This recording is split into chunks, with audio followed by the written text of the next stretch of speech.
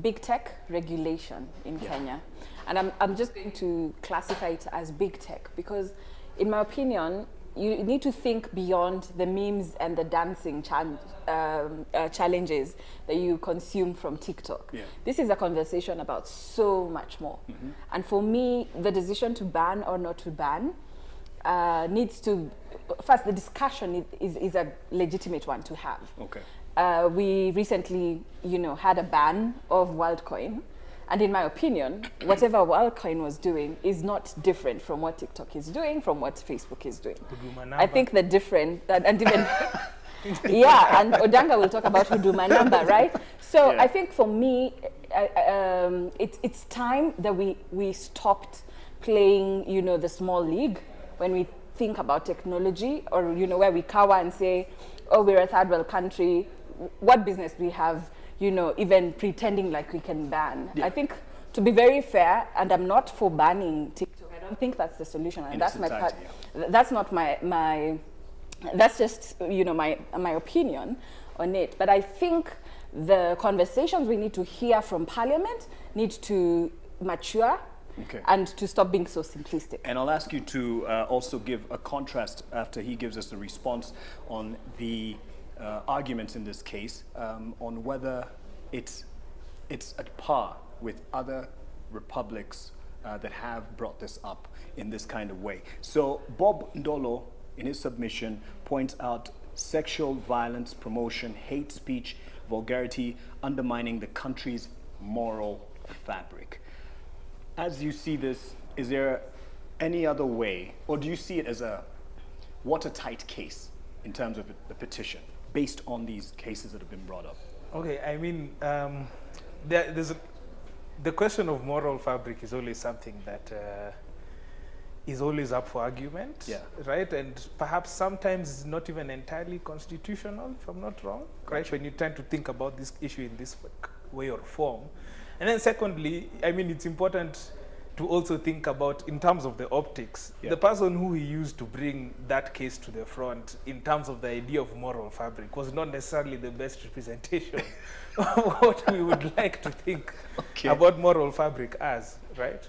Now, does TikTok have a problem with sexual violence? Yes. Does it have a problem with the exposure of said sexual and lewd material to children who are underage? Yes. There's no evidence of that happening necessarily in Kenya, but there is evidence of that happening across very many countries. Yeah. Does TikTok have a problem with hate speech? I did the research around that. I would not be surprised if some of the work that we did at Mozilla ends up being used in that specific capacity. But yes, that is research that we have done, identified, and have very clear evidence about. Now, is that just enough reason to go ahead and ban the entire platform? I don't think so, because we would, again, as Neema mentioned, be sort of distracting ourselves from having the discussion we need to have, which is that how do we actually regulate these platforms? How do we hold these platforms to account? Mm-hmm. And how do these platforms end up carrying out the right kind of what we call content moderation on their platforms? Because to be honest, TikTok had this coming. Okay? TikTok had this coming. They have failed terribly at their content moderation principles, and even in terms of managing their own content moderators. Mm-hmm. And, the chickens are basically coming to roost, right? But that's not to say that their bad behavior is not something that we don't see with other tech platforms. Yeah. And therefore, going ahead to ban them is not necessarily going to be the answer. And neither is it going to be, I highly doubt it's also going to be successful. Okay. But yeah. A quick pushback was, we can't ban this. It's bringing employment to our youth who are making money from TikTok. And that's what we heard from some of the Waheshimiwas. Do you see that? And she's mentioned it, we shouldn't just bow down to these big techs in the name of, they're bringing opportunity. Do you see that as firm enough response in defense of TikTok? So first of all, like anybody who's coming forward and saying that needs to come forward with very solid evidence of where that is showing up, right? Of money that's being made of the on money TikTok. that's being made directly to Kenyans as a result of TikTok, as opposed to the money that TikTok makes from Kenya. Okay, right? let's explain that. And you need to consider that in terms of the value of either advertising, because TikTok has not yet opened up advertising within the country. Okay. But you also need to consider the amount of data that is being extracted from not just Kenyans, but Africans at large, and how that helps TikTok refine its For You page algorithm. Okay. Right, which is incredibly valuable to them and enables them to scale across the continent. It's only a matter of time before brands are able to begin buying ads in Kenya, right? It's going to take, they're going to take their time, but that day is coming. Okay. Right? Help me understand. You say yes. something about what TikTok gets and what it puts into the economy. But many content creators say they're paid thanks to TikTok. How many? Isn't it TikTok paying them? So explain it to someone who doesn't. So your question is about how TikTok pays. Because there's that argument of money. Yes. Their understanding is TikTok gives us money. Like we get a lot of money based on our social media influencing because of that platform and our following on that platform. And so when you say that there's what TikTok brings in, yes, and in Kenya it's not directly paying, what's the situation? Like so you're talking about basically what TikTok brings monetizing, in in terms of monetization of content within the Kenyan jurisdiction. Yes. Now, that is not a bad thing, right? But if someone was bellowing smoke into your kitchen, but then you're saying, oh, and then you're getting lung cancer, right? But then he says, oh, but you know I'm paying your neighbors. I'm paying rent. And I'm paying rent. Okay. Yeah. And what else am I doing? Oh yeah, I'm feeding your dog, by the way. Right? But you go ahead and get lung cancer, it's fine. I've built the road. I've built the road that comes here. Right? You get the analogy that's coming here. do. This is a very it's a very really neoliberal argument. I don't want to go too far into that, but it's a very neoliberal argument where we think that, you know, economic arguments, right, go above justify. Exactly, go above the safety and consumer protection obligations that many of these companies have. Right.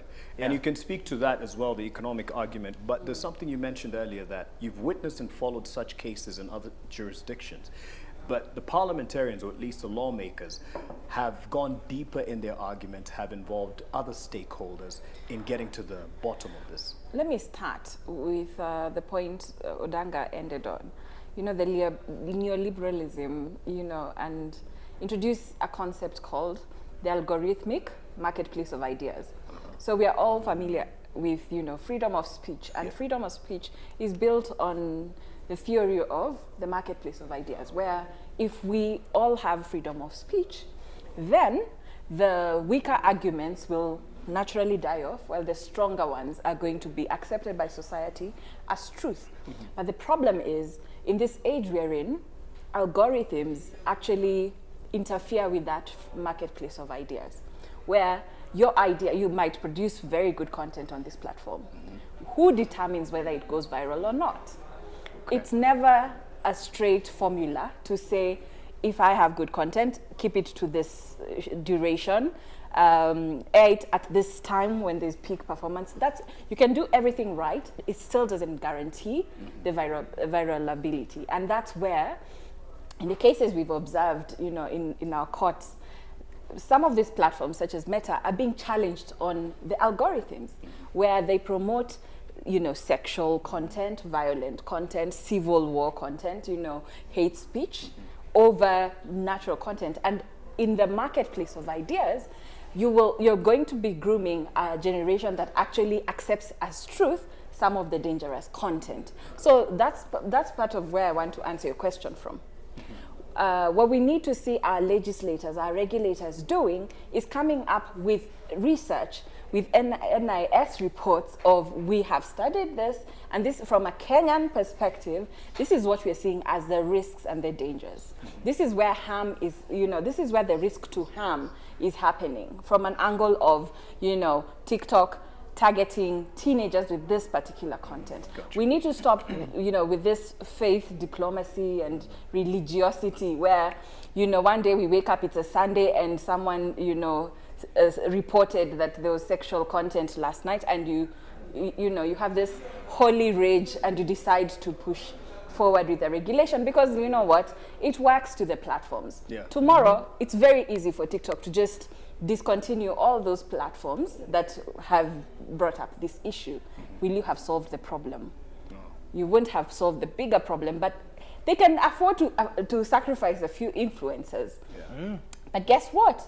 They still own the content these influencers put up. Yeah. They own information and data that have been tracking everyone who's been tuning to their platforms.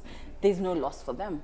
So for the influencer, there'll be loss of business because they are marketing. And that, and just to answer the question you asked, Odanga, we should stop over-celebrating these platforms because if you are making money because you have 400,000 followers, that's your pure, solid hard work. Your content, you have marketed yourself, yeah. You have actually used your talents to bring that following, to some extent. Mm-hmm. There's a tiny extent where the algorithm chooses to favor you over Odanga because either this one is darker or lighter or whatever. And now that's where we need to regulate because TikTok has never disclosed anything about its algorithm. We also don't know too much about. Is it obligated? Yeah, to? But the problem is, TikTok doesn't need you to own a TikTok account to get your data. Yeah. If someone in your household has a TikTok platform, your information is already being gathered. There are up to close to 30,000 apps that are volunteering your data to TikTok. For instance, Canva, which is used widely by, content developers, So a lot of the regulation discussion needs to graduate and stop being on who is playing what content at midnight to what is TikTok, the whole universe of how TikTok is gathering this information, what they're using it for, and who else has access to it. And to be honest, when they have that conversation, they'll bring bigger names than you can imagine. Mm-hmm. They'll bring Microsoft, they'll bring Oracle, they'll bring Google to the table because they're all benefiting from TikTok's gathering of information. Right, and someone mentioned it in the same breath as WorldCoin, which had an outcry. But explain to us how this is similar, and she's mentioned the data that they collect, how it's similar to WorldCoin. Of course, there's not the all-seeing eye. Yeah, I think to some extent, this is why it's very important to, as a global company, for a global company to think about context, right? If you bring like an all-seeing eye type of thing, and then you tell people to come and scan their irises, of course you're gonna get into trouble. Yeah. But if you tell people upload pictures so that you can share them with your friends and they can press like on that picture, and then meanwhile you're busy scanning their faces and uploading it to your own database, you'll be very welcomed, and that's what Facebook did. Right. So you need to think about the UX of what exactly is going on. Right. Now, my main thing about the WorldCoin thing is that, first of all, when I once asked someone who bangered a line to go do this WorldCoin thing, right? Why exactly are you doing this? Do you realize perhaps what you're giving away? But he's like, but Google and Facebook take my data and they don't pay me. Right? These guys want to give me 7K. I'll take it. Right. Right? So there's a way in which people were thinking about it. Now, I think going again towards the ban, perhaps is not necessarily the right way to think about this question. Right. It's largely about understanding what is the real problem we have here. Okay. Right? Why do we think that we need to create some kind of protection around this thing? Okay. Who are we protecting? What are the problems that we're trying to regulate and the technologies that we're trying to regulate? Yeah. That's how we are supposed to think about the issue, especially in terms of things like privacy, which Kenya is doing terribly on, right? This country is a landmine of privacy lawsuits just waiting to happen. A landmine, a literal one. Just consider some of the companies on Wayakiwe. Right? And so there's a larger question around the right to privacy that we really need to think about in terms of safeguarding people's data. Yeah. That's a real question around what WorldCoin is doing. And when you look at the numbers, at least some that have been submitted by Reuters Institute, whether or not they are on point, but it does make TikTok look like it's the giant in terms of the apps and social media platforms, putting figures of 54% of the population being on this app, 29% using it for news consumption. So when you look at that number of how much it has permeated the society, and at least those who have access to such gadgets, and in the name of data collection, are you worried? How much it's permeated? Yes, because again, like, to be honest, and to be frankly honest, TikTok is doing a terrible job at content moderation. Okay. Yeah, they are doing a terrible job at content moderation. I won't get into the weeds of whether they're the #1 app in the country or not, right? Just explain to a layman content moderation. So content moderation is basically the decision that platforms, technology platforms, make to decide what stays on the platform and what gets taken off the platform. Is that also what goes viral, as she was explaining? Is that content moderation? Sometimes it has been seen, and this is very emergent. I didn't know if anyone knew that TikTok has something called a heating button. A heating button? Yeah, they choose what, there have been reports of them choosing what goes viral, but that's beside the point. Okay. Yeah? The main thing is that they choose what remains, fundamentally, they choose what remains on the platform, they choose what goes off of the platform. At the most basic level, that's what a layman would need to know. Okay. Yeah. All right. To that issue of content moderation, there was a ruling on Meta, and I just want us to draw parallels and what this would mean now for TikTok, with your understanding of their arrangement here in Kenya. What that particular ruling on content moderation, because there's a case to be made in the human rights violations for the content moderators on Meta, and that is Facebook or Instagram, what have you. What impact would that have to this conversation of TikTok? I think a lot of impact, and and this is why I'm glad Odanga shares my opinion that we need to expand this and not just vilify just one company, TikTok, and we need to look at the collective, right? Because what has happened in the courts over the last 2 years with the Meta cases, 3 Meta cases, all the way to the Court of Appeal, which in which Meta lost 2 cases. And I really like what one of the judges, Justice Brian Ongaya, says. He says this is something that the whole nation needs to wake up to.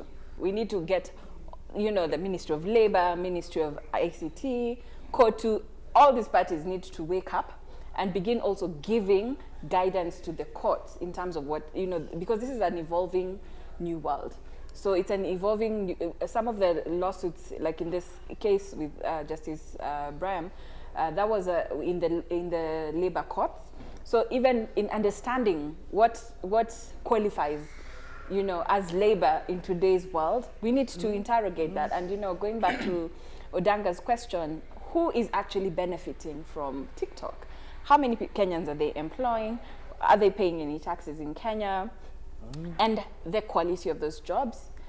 Yes, content moderators are making money, but are they being paid an equal wage to content creators in other platforms? So if an influencer in Kenya is being discriminated against and earning less, for their content than a content creator in another part of the world, we should not be happy with that. So I think we need to use what we've learned from the legal system universally to cover all content platforms, including YouTube. It shouldn't just be like we don't have enough time to sue every single company and come up with a rule, a rule book for how we're going to relate with them. So the truth of the matter is we're playing a catch-up game, and we need to really, really style up. We need to invest heavily. So my concerns that you asked me earlier, what we've learned from other jurisdictions that have had the conversation about banning or even gone ahead and banned TikTok. Honestly speaking, banning TikTok is not evolutionary. It's not a revolutionary act, because it's been done and talked about in very many countries so far. Okay. You know, this weekend, is it yesterday, Somalia has decided to ban it. And Somalia has, you know, very strong points. You know, when you actually talk about radicalization and terrorism, you know, you catch everyone's attention. And the truth of the matter is we actually have statistics. You know, just before the elections, there's statistics to show that TikTok was being used, you know, to weaponize, you know, tribal hate speech, right? So why are we allowing it to go so far and then choosing only to moderate it when it comes to, for instance, sexual content? You know, that's where the arguments, if we play at that level, the arguments you will hear in court will just go very rudimentary. It will be like, oh, it's our bad manners. We can't penalize big companies just because we are behaving badly and our children are behaving badly. Is that really an argument to have? If your child is radicalized and they join whatever terrorist group, your child will bear the consequences of breaking the law. They'll be labeled a terrorist. If they go to Somalia, they won't be allowed to come back. They lose their citizenship. There'll be personal consequences. Yeah. So why would we hold children and citizens at a higher threshold than we are holding multi-billion corporations who are benefiting from the same content? I just need to add on to what she's saying. The Somalia case is very interesting because I actually did an article for The Nation just before the elections around how Al-Shabaab has been using social media, how Al-Shabaab was using social media platforms to TikTok keep itself alive. Okay. Right? At that time, that article was about Facebook, right? But we had identified similar networks on Twitter. We had identified similar networks on TikTok, right? And I remember the first day I had met Neema and she was like, oh, you're the one who did that article? I was like, yes. And she was like, I was very interested in your article because, and I thought to myself it wasn't that effective, but she told me that the one thing that makes especially extremist content on social media very dangerous is that it enables these actors to be able to reach audiences they would have never reached if they had never existed. Right? It's like just giving Al-Shabaab a radio station. You get? It allows the idea to be kept alive in ways that we had never actually thought about before. Let me ask this, and maybe it came out in your article. Yeah. Is there a way you can directly link the terrorist message actually converting youth to terrorism activities, or even on the moral stand, you know, that there is some content and that it is contributing to the moral fabric? So for me, okay, on my end, I'll say there's ways in which I saw this pan out, okay? Okay. One is people put, for example, bomb tutorials in groups. Okay. Right? So think about it as someone who's trying to actually organize perhaps a terrorist attack. Like they have groups where they're able to actually coordinate, organize, and do the necessary things. Alongside that time when I was doing that investigation, it did emerge that actually the Dusit attack was partly organized on Facebook. Okay. This is something that has been published. It is on record. Okay? So there's ways in which there are different levels. It's not just about ideological conversion. It's even in terms of operation. Right? And if operation, not just operation, it's operation and consolidation. Right? And even just message delivery. Okay. They preach to their own choir. Right.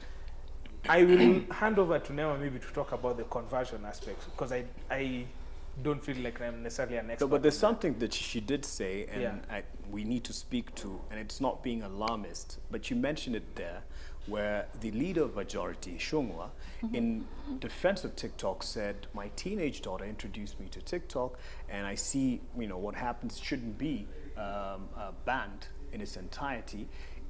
But she said something that's striking.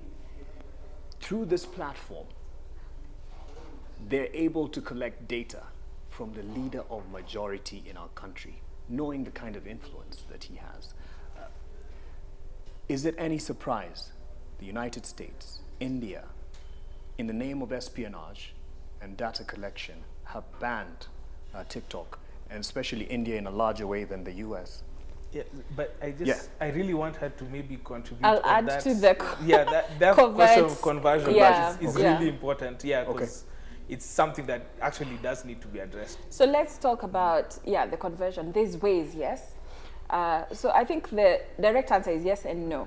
So the yes, over time, you can actually be able to monitor, and there's been lots of studies, you know, and not just in Kenya. There's been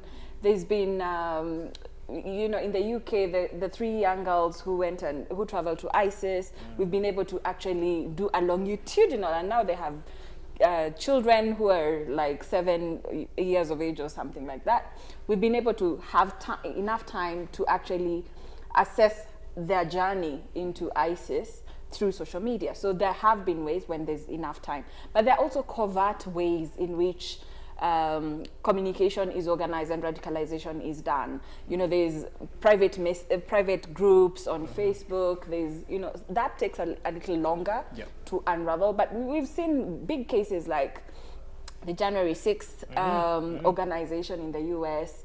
I personally, in my master's studies, looked at Al-Shabaab messaging, and they even had, you know, newsletters in Kisii and in other dialects, not just in Swahili and Somali, and you know that began to change how we were understanding it. And you know, when Garissa attack happens, and you know Westgate, and you're waiting to see, you know, names that you associate with Al-Shabaab, and then you're reading names that sound very familiar to your neighbor or your brother. You know, it began to come alive that people were being reached with a message that they never would have imagined themselves responding to, but it's coming in a very friendly format, you know. So I think so it's not a threat to reality. Yeah, we really need to think, you know, in a more robust way. I think what jumped out to me was when there was actually a terrorist attack and it was live on Facebook. New Zealand, and then also I remember in 2015 when the then Minister for Interior came out and said there's been no Al-Shabaab attack, and then they go live and show you dead bodies of KDF. You know, there's been ways that, you know, we can't say. And you know, what's sad in that whole situation is, are we training KDF and our police to use social media just as effectively as, you know, the terrorists are doing? Because we need to stop, you know, just waiting and responding to things, to being more intentional, you know. So in our counterterrorism strategies, counter-radicalization, we actually need to understand how these apps work and use them, you know. So understand them instead of just wholly ban them or banning is a very rudimentary, because you'll ban TikTok today, tomorrow something else similar or worse will come up. You can't keep banning everything. So the Somalia one is so tricky.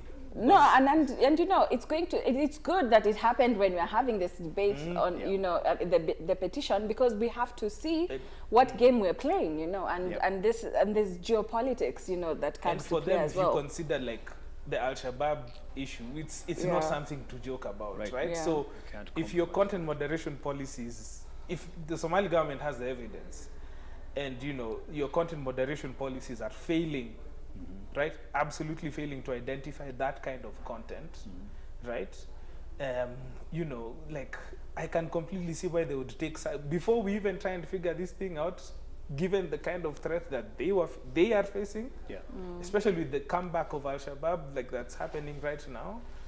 It leaves TikTok in a very tough position. And you can't talk about Al-Shabaab and leave Kenya out. You know, it's not a Somalia problem. You know, we get very many attacks, and you know, we pay the price for Al-Shabaab and even some of the counter attacks.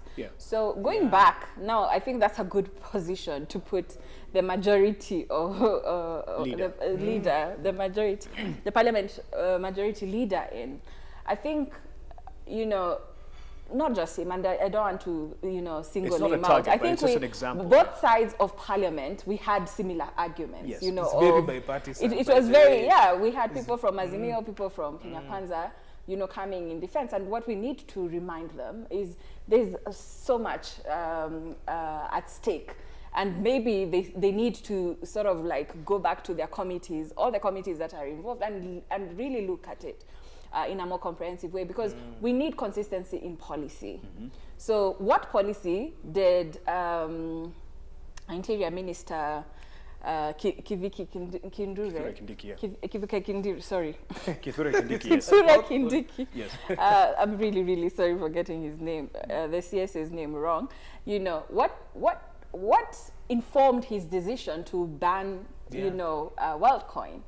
And what decision are we making to even begin dismissing in the preliminary conversations in Parliament? Why are we thinking it's a joke, you know? So the violations are similar. So can we have some consistency in how we're applying the rules? Because as Kenyans, we need to know, how are we protected, how are we at risk, and what is actually the government doing to help us?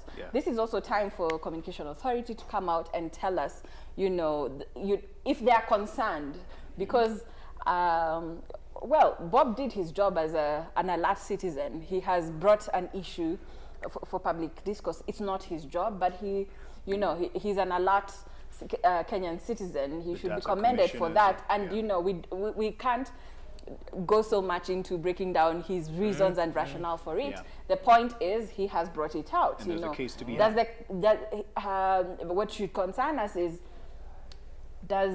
do the regulatory authorities understand what's at stake, and are they equally disturbed by what's happening, and so what are they going to do about it? And I think also, do they understand what needs to be done? Yeah, which is also equally important. So, and we have a new Children's Act, you know, that is, it's an act after it's gone through, right? Yes. So the new Children's Act is actually one of the strongest instruments, I think, in terms of regulating the internet and online content. But you could actually... I have a pushback on that, because there's the question of whether children's legislation, for example, in the US, could lead to the breakage of encryption across the world. Because the way it's been painted to look is that if you break encryption in one corner of the world, that's it. Should be across. Okay. So that remains to be seen. Child sexual safety laws, there have been a lot of issues. Yeah. But going back to Ishungwa's teenage daughters. Yes. As an he example, could find himself in trouble if they actually got exploited online. That's true. Using the Children's Act we have right now. Right.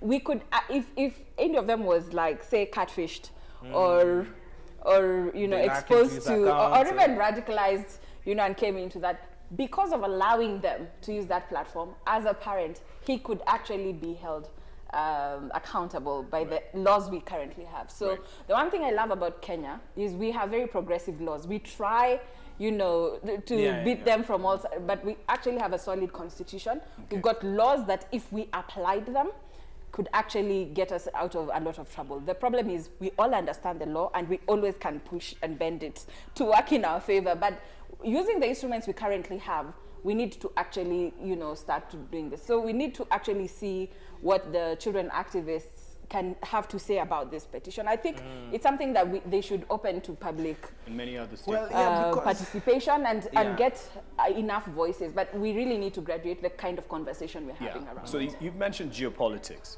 and we can speak of it freely whether or not it's at play, especially since we started hearing concerns around TikTok from the United States. I think northwards of 30 states are banning it from government officers using it on government gadgets. Even federally, I think. Yes. Even so federally. At least a state is going to be affecting that in January.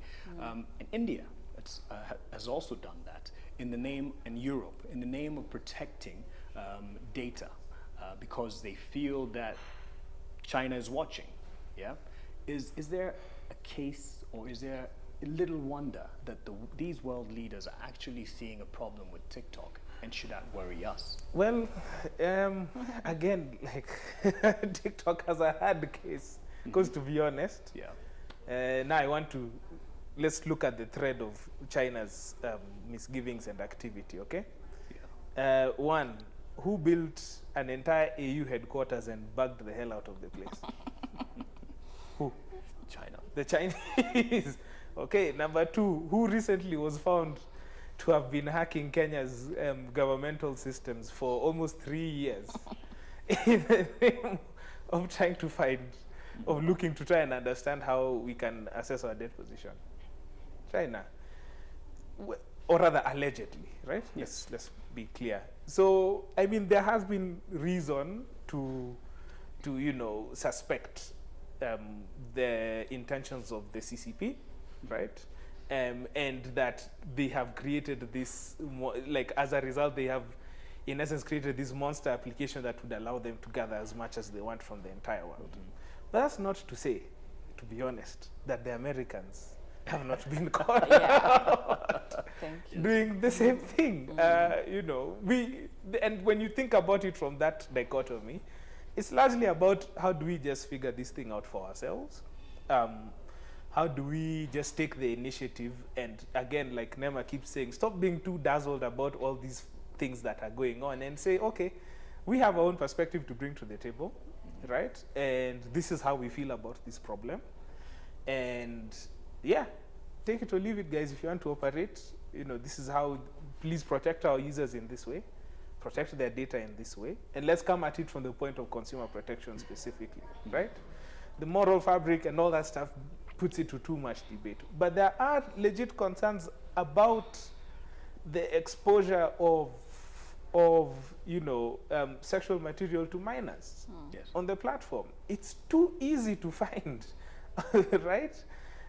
Within these platforms, that is problematic. And you don't have to go looking for it. You don't have to go looking for it. It comes to you. Right. It's fed because to you. These algorithms essentially have been created in such a way that they're addicted to harmful information. Okay. Right? This is not the first year that they have been trying to fix these problems within these companies. They themselves don't even know how these algorithms work. Right? I'm not kidding. There are several interviews where people have been interviewed, they've been asked, do you know how this thing works? They're like, I don't know. These are people from within the system. Yes. Yes. And yes. So to answer that question, who controls TikTok from Kenya? Is there presence from what you've heard? Well, just go, TikTok has representatives in Kenya. Okay. Yeah, it does have representatives in Kenya. They host the TikTok Africa Influencer Awards in Nairobi.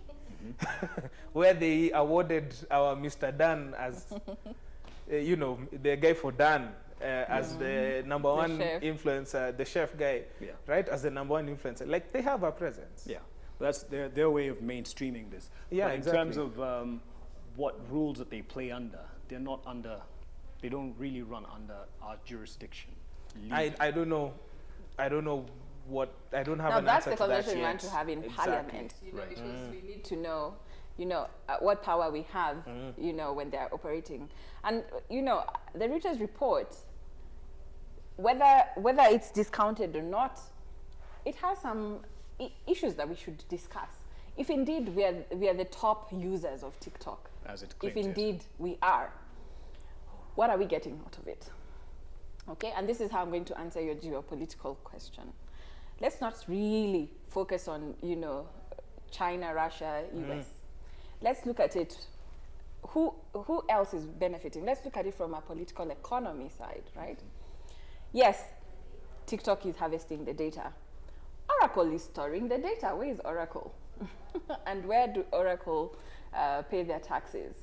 So when we actually look at the other players, and I think, I have nothing against Oracle, I have nothing against, all these companies, but, should we only hold one part of the value chain or the supply chain accountable and not the entire ecosystem? Okay. I think it would be so much easier if all the parties were compelled to, and that's the ESG perspective, if Meta has been found, liable, and that's one of the impacts in the court ruling, right? Meta was actually found culpable for human rights violations in Kenya because of something its suppliers was doing, policies that its suppliers were implementing. So the same rule should apply across board, because all these big companies sign up to the Global Compact and sign up to all these, glamorous agreements where they vow to operate in an ethical manner. Yeah. So if you tell them that, TikTok is violating these rules, it will be up to them to make sure that their clients are compliant. Otherwise, they lose their business. So if you actually touched where the money is it's going to be everyone's problem. And I think that's sometimes the best way to go when you're dealing with the private sector. Okay. If you actually, threaten, the pockets, they will become very responsive. They'll actually bring the solutions to you. They'll tell you, this is how we'll self-regulate, this is what we could do about it, this is how we could even train, regulators. Of course, that's a very tricky situation to go, but right now, what we need to see more of is, probably audit the current budget to see how much we're actually investing, because we've had infiltration of government, the entire e-citizen platform. Oh yeah, there was that other hack. In a few, not even months, in a few weeks. Yeah. Then we have this conversation, then we have WorldCoin. Like, what are we actually doing as a country to insulate ourselves from these threats? Right. How much are we investing into IT security, cyber security, and even just, the resource capabilities? Are we introducing new courses in our universities to actually train this? Right. Or are we going to continue exporting our electoral systems to other countries so they control our data, then we start crying open the servers, and all these issues are interrelated. So if we don't have ownership and sovereignty in how we manage our data, then no one is going to do this work for us. EU is not going to develop regulations to protect us. Yeah. Our former colonizer is not going to do it. Americans are not going to develop regulations that can cover us when it's their companies sometimes that violate those. We have to, and whether we like it or not, the whole of Africa is looking to Kenya for leadership, because we are seen as the Africa Silicon Savannah. No, poor man's America. Yes, and the Silicon Savannah. Oh God! Don't go with Odanga's version. So there's responsibility that comes with that. Yeah. And we have an opportunity to. Yeah, we really can't afford to be sleeping on the job. We have to. We literally are setting the pace for the whole of Africa. And when there's that argument of you will lose out economically from the benefits that these platforms offer, for you that doesn't show me the numbers. Let's show me the numbers. Like, this conversation. Really, because someone was paid 300,000 for a brand to take advantage of their followers, that's not what you're talking about. In the grander when you scheme actually look at it, there's a reason TikTok is investing so heavily in our market. Gotcha. Why would they focus so much here? So we need to actually weigh the gains, versus the And there's something interesting you both brought up earlier, in the sense how TikTok gets to you. Even before I signed up for TikTok, I'd still get TikTok videos, whether it's on WhatsApp, those funny clips and what have you. And based on that strategy, they're able to get a wider footprint on various platforms. Not just because content is forwarded to you. Yes. But because they're very smart so it's not just TikTok that's using the TikTok algorithm. Okay. A lot of, they're sort of like renting out, quote unquote, the algorithm to so many other digital apps.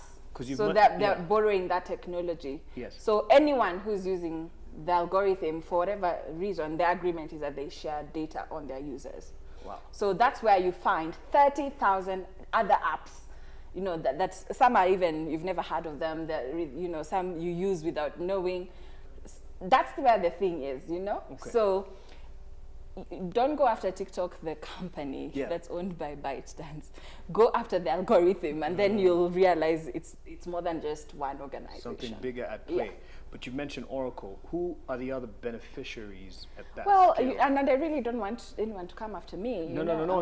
It's in understanding. So there was, I think there was there's currently, I think in the US Congress, a conversation to have Apple and Google drop, to drop the TikTok app from a default app in your phone.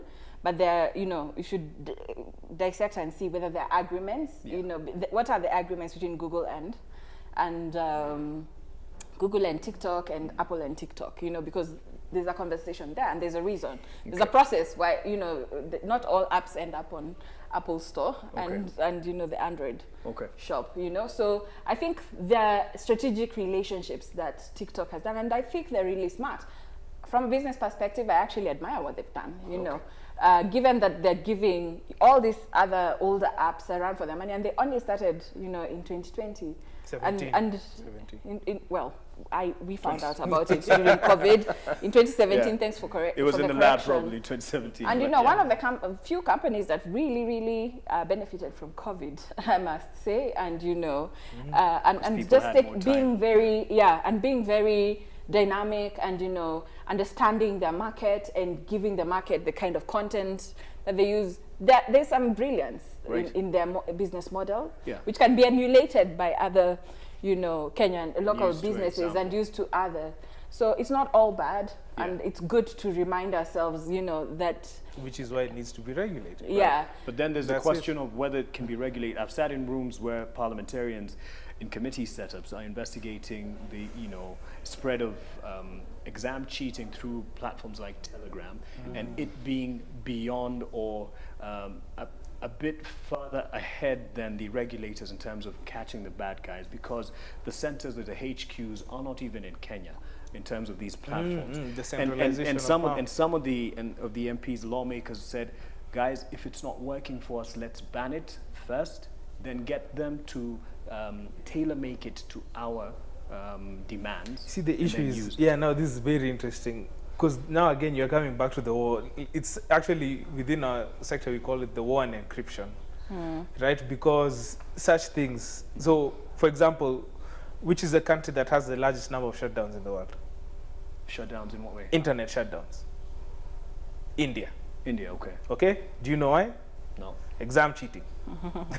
Like, it's literally the number 1 reason the internet gets shut down in several Indian states, right? And the question of whether how effective it has become is to be debated. Right? And so that is one of the toughest questions to try and answer, right? Do you let the encryption of private instant messaging applications remain alive, right? To protect user privacy, right? As opposed to, allowing for nefarious pieces of content to float in within those silos. It's some of the biggest problems that perhaps we could ever encounter when it comes to it's the biggest policy question, I think, within the tech sector across the world. Got you. Right? Because it has implications on child exposure, right? It's got child exposure to sexual material, child grooming, for example, secondly, and then you've got things now like exam cheating, terrorism as well has a huge Telegram problem, right?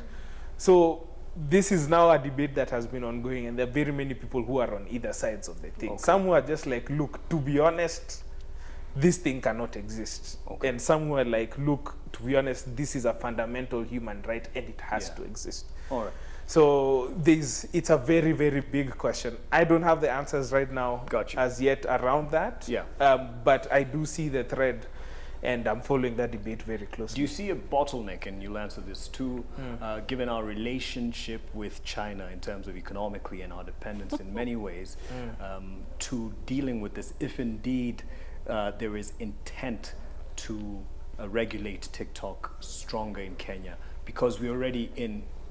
So do you think that you're in a sense you're asking about pushback from Chinese government? I mean, I really can't speculate. I don't have enough information. But in the sense, we won't see this end up in a total ban based on already existing relationships, and then a way of do we really want to lose out on other arrangements that we have with China, because that can be depends on how. So the one thing, here's what I'd say about that. What needs to happen for TikTok is that they have to come forward. They need to stop hiding. Lay bare. Yes. Okay. They have to come. They have to bring their reps forward. They have to make the case for themselves. Okay. Yeah. They can't let anyone else take this up for them. Not the Chinese government. Not perhaps, sometimes they will try to coerce rights organizations to come in and do this, right? They are the ones that have to come forward, because these problems that people are highlighting are largely to do with them and their practices. To be honest, and I say this, like, this is something that they really got themselves into, to be honest. Like, it's a real... They had it coming. They actually had it coming. People warned them about this across several countries, when you look at the petition, the way it's been written, that person, like, it's Bob or Ben? Bob has actually used evidence from other countries that, to be honest, I personally have followed, right? And they did not get their act together on time. If anything, the people that are supposed to keep the platform safe, they've been mistreating them, right? Okay. So, you know, all right. Chickens have come home. And in your view, any bottleneck or any hindrance you see to pushing TikTok to give answers or to be accountable in a strong way? I think if there would be pushback, I think that would be good to see. Because if there was actually pushback from China, that should tell us that we need to ban it. Straightforward. Like true. If they actually went there and said, if you know, then that would tell us that we shouldn't have any business, with them. Right. So I think that's a very stupid angle for them to go. I think any company in its trajectory of growth will foresee problems like this. Yeah. So this is something I think their strategic teams should have foreseen. Look at, what they've done in the US, for instance. They started, with a really strong push, I think still during Trump's time. And it's gone to a place where TikTok is the best employer for data scientists. And they will pay them loads of money. They'll pay them better than Google in the US. So when you have more than 7,000 Americans paid and given this huge salaries, it puts the state in a very, awkward position where, now you actually have a legitimate employer, that is providing American jobs. And, in this economic situation, you really don't want to be the one who shuts down a company that is employing thousands of Americans. So I think if they respond to Kenya with the same kind of attitude in terms of let's treat Kenya as a stakeholder, let's actually listen to the concerns, let's be respectful of the cultural context, because some of the stuff that is visible here, you will never see it in China. Actually, no, you will never have access.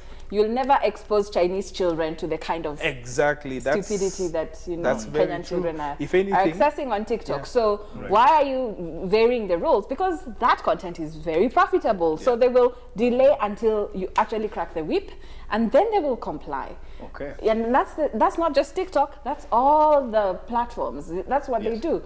They wait. They will respond to the stick. So you have to stop dilly-dallying and do your proper job. Do your regulation, call them up. You constantly have to have the watchdog. But remember, we have gatekeepers. So even part of those legislators, some of them are being lobbied. So we have to be aware.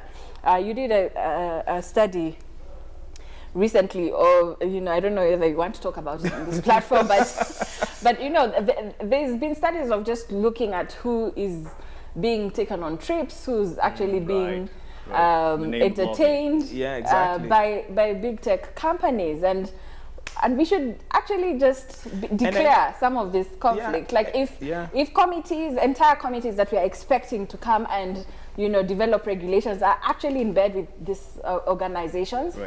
We should know. Right. And as you speak to that and build to that point, just because you really agreed with what she brought up, the TikTok export from China is harmful, or at least isn't being consumed back home. Yes, because in fact, it's something called child appropriate design for platforms. Like if you look at how, just the way she said, some of the content that you're finding on TikTok here, and being exposed especially to minors, because the truth is, they cannot ignore the fact that kids, like all platforms, cannot ignore the fact that kids have access. Can access them.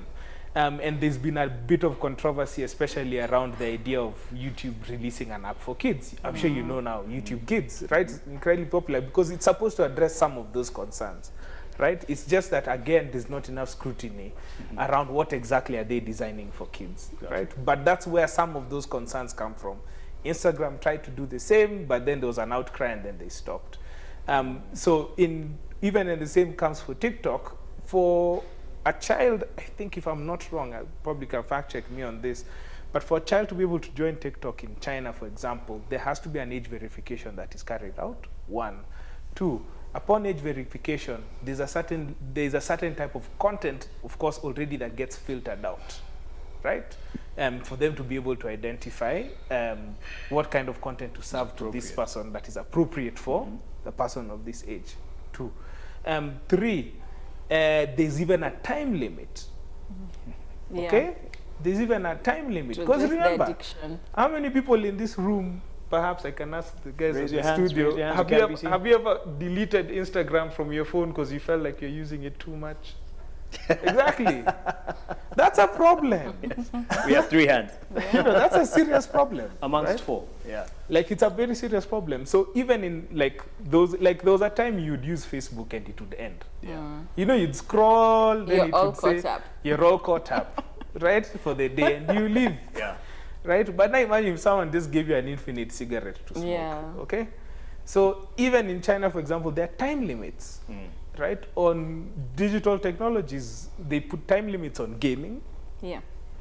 And there are time limits even on TikTok usage, Right. if I'm not wrong. I think that's one of the things, because they actually had a whole moment about this. Right. The time that's being used on these. Yeah, and they were like, we actually need to get, I know people question their motives, but in terms of safety, like, that's a concern. You shouldn't be on TikTok for 3 hours. Yeah. To be honest, that's not good for you. Even right? for Ruto's economy. Yeah. It's not good for you. Got you. Yeah, Got you. yeah. So let's speak now as we wrap up and make our last comments on this issue, and speak beyond just TikTok, but use TikTok as an example, since now we're talking about it. It's in Parliament. It's been brought in a form of petition. You want to ask, and it could be to the legislator, or at least who you feel should take up the control of this conversation, and what should be their priority.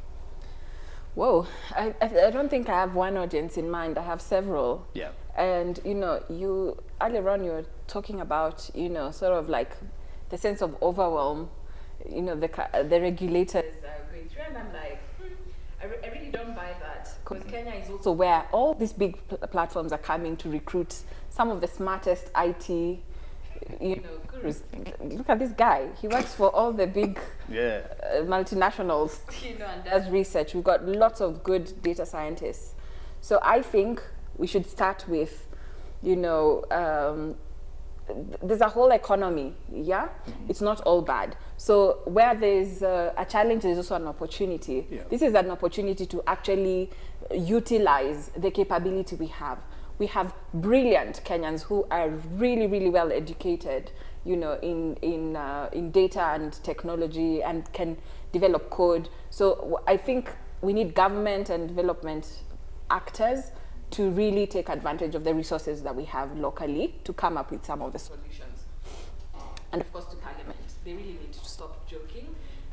We are going to be watching to see how this conversation evolves, because we really need them. You know, we've just gone through a cycle of 2 years in courts with Facebook. Then we have now TikTok coming. You know, someone's not doing their job properly, because, you know, we need to be learning incrementally and improving things as we go on. So can we see, you know, some effort to do a proper audit on the policy gaps that we've got? Can we see, you know, a little bit of more intentional consultations with platform owners? We've had lots of reports. There was a report on fake news. There was a report recently there was a report on these yoni things, you know, that are being sold and then endangering women's lives. You know, so the platforms keep, you know, just addressing the one little thing that you complain about, and then they keep quiet. Then they address the other small thing. Now that you've talked about sexual content, though, I can assure you, TikTok is already working on how to show you that they have, they've tried to do something, but they won't comprehensively fix the problem. So we really need to engage in a meaningful way. We need to empower our regulators to do their job comprehensively. We need to also have consistency within government, not hearing, like, you know, the what's this commission called? The one that regulates hate speech. NCAC. NCC and the National Cohesion and Integration Integration Commission. So it's NCAC. You know, we need to see them being backed up, not they come up with one set of rules, then they're contradicted by the implementers, because it's really confusing. Yeah, we need to actually have, you know, a sense of what's right, what's wrong, and you know, the direction that the country is going. I don't think getting into the, you know, religious arguments is going to take us so far, because our constitution says we are not a religious country. So I think that whole point should be dropped from parliament altogether. Okay. Let them look at it with what is constitutionally allowed. And I think we have more than enough. Well, we introduced a petition with a different case in terms of national security, data protection. We already have that, and it's not gone far. Okay. All right. For you, is it a question of should TikTok be banned, or should TikTok be regulated stronger? No, it should just be regulated. Okay. Because again, I may believe in free markets, right? So let people do business, right? But you know, it's also been very well known that good business is not necessarily good for society, right? If companies could pollute the ocean, right, and not have to clean up after their messes, and basically destroy, you know, if capitalists could destroy the world, right, they would, so long as they made money for their shareholders. Yeah. Okay. So we need to be able to make sure that these people can do whatever they need to do, but we need to ask very serious questions about how exactly they go about conducting that business. Yes. Are they protecting their users? And how do we make sure that they're actually doing that? Are we making sure that they're not profiting from hate, right? Are we making sure that they're not exploiting minors? They're not exploiting labor, right? And are we making sure that they actually know what they're building? Yeah. Yeah. And there's an analogy I like to say that Mark Zuckerberg, when he started Facebook, basically was making an app to try and get himself a girlfriend. I don't know if many people realize that. He did not prepare for it to become the behemoth that it became in the world, and many people followed suit trying to do the same thing. This is where we have the problem with it, because many of these guys, because of a centralization of power, don't realize the kind of investment that it takes for you to be able to actually have a piece of technology that is culturally nuanced within a specific territory. And partly because it's expensive. Right? If they're to actually pay moderators well, okay, and take into consideration how the algorithms actually work, right? That's very expensive to do. But in all honesty, the way the world is going and everyone is looking into them, it's something that they must do. I think I used Facebook for the purpose it was created. That's where I met my wife. Like, that's our first conversation, and then of course followed up. Soon you'll be a billionaire. Yes. Amen to that. No, I really appreciate the time that you have given us, and this conversation. It shouldn't end here, and of course it should take a greater scope in terms of what it's addressing, but it shouldn't be banned. I believe that's the consensus we have. It's just stronger regulation towards it. And I think I've taken home the fact that if indeed Kenyans are some of the greatest and strongest users of this platform, we have a voice. And these big tech companies, they will listen when you have sustained pushback and demand for answers and accountability, and they will actually answer. So if these leaders actually listen to this and understand that from that perspective, and the fact that even though we're in business with China, it would be stupid, as you said, for China to push back directly in defense, because then we would have reason to say, hey, if China is really pushing for this, we should actually ask another question of whether or not we should have it in the first place. So thank you very much for the time that you've given me. Neema, Mutemi, please just put that rose in some water. It'll blossom. To come back to life. Thank you so much for the time. At least I gave you tea, so don't be salty about it. I'm okay. Appreciate your time. Offended on my behalf only. By the way, now that you've told us the fact, whiskey. That's after the show. The fact that you've given the facts about TikTok. Should people stay on TikTok? I don't know. That's a personal choice. That's a like, personal you get choice. the information. You're still on TikTok. Well, it's on archive mode, but that's more to do with I need to do my work. Okay. Exactly. You're on TikTok. Me, I'm on TikTok. Even me, I'm on TikTok. In full Kenyan fashion, I'll say even me, I'm on TikTok. Thank you for watching. But not after 12 p.m. Not after 12 a.m. Yeah. Okay. Now we know. Oh, because we know that between this and this. Okay. So thank you for that. Thank you for watching the Social Newsroom. The conversation continues. We'll be having this uploaded as well as the snippets to that. Tell a friend about this episode and share as well once we put it online. Have a good night.